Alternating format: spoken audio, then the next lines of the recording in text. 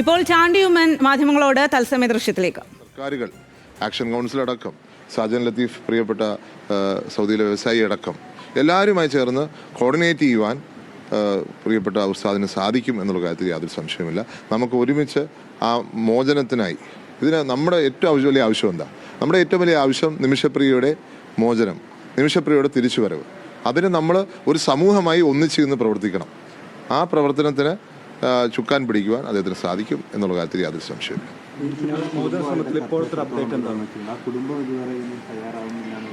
നമ്മൾ അതിലേക്കൊന്നും ഞാൻ ഈ ചർച്ചയ്ക്ക് നമ്മൾ ഈ ചർച്ച എനിക്ക് തോന്നുന്നു ഇവിടെ വെച്ച് അവസാനിപ്പിക്കുന്ന നല്ലതെന്ന് എനിക്ക് തോന്നുന്നു. പബ്ലിക്കായിട്ടുള്ള ഡിസ്കഷൻസ് വേണ്ട.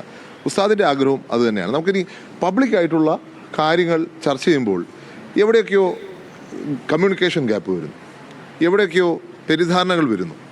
അങ്ങനെ തെറ്റിദ്ധാരണയ്ക്കും സ്കോപ്പില്ല, ഒരു കമ്മ്യൂണിക്കേഷൻ ഗ്യാപ്പിന് സ്കോപ്പില്ല. നമ്മുടെ ഏക ലക്ഷ്യം 1 പോയിന്റ് അജണ്ട, നിമിഷപ്രിയയുടെ മോചനം.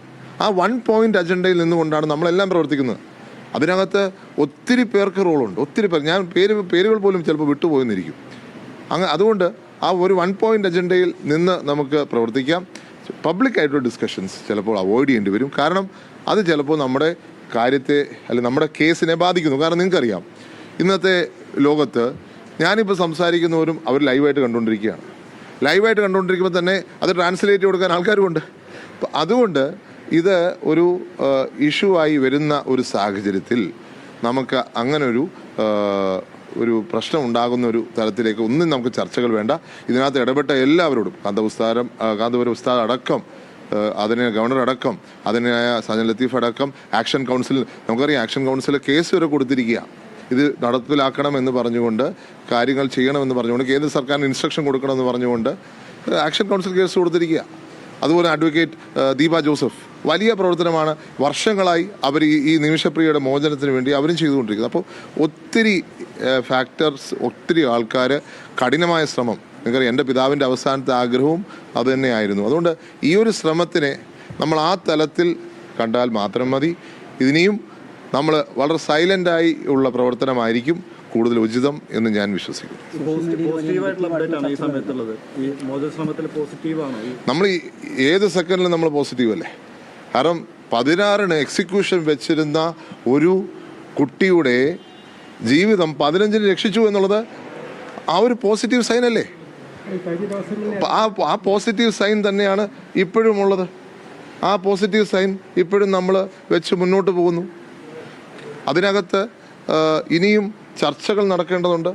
ചർച്ചകൾ നടത്താൻ വിവിധ തലത്തിൽ പ്രവർത്തനം നടക്കുന്നു. ആ പോസിറ്റീവായിട്ടുള്ള കാര്യങ്ങൾ, എല്ലാ കാര്യങ്ങളും തുറന്നു പറയാൻ സാധിക്കത്തില്ല.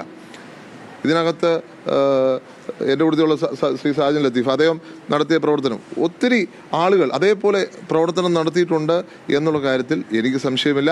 അതെല്ലാം പോസിറ്റീവായിട്ട് തീരും എന്നുള്ള കാര്യത്തിൽ സംശയമില്ല. കാന്തപുരം ഉസ്താദിൻ്റെ റോള് അത് സംശയം ഇല്ലാത്ത വിധം, ഇനി എനിക്കിത് ചിലരൊക്കെ തെറ്റിദ്ധാരണ പരത്താൻ ശ്രമിക്കുന്നു. ഞാൻ വിചാരിക്കുന്നത് ഈ ഒരു വിഷയത്തിൽ, ദൈവത്തെ ഓർത്ത് ഈ ഒരു വിഷയത്തിലെങ്കിലും തെറ്റിദ്ധാരണകൾ നമ്മൾ തമ്മിൽ വേണ്ട.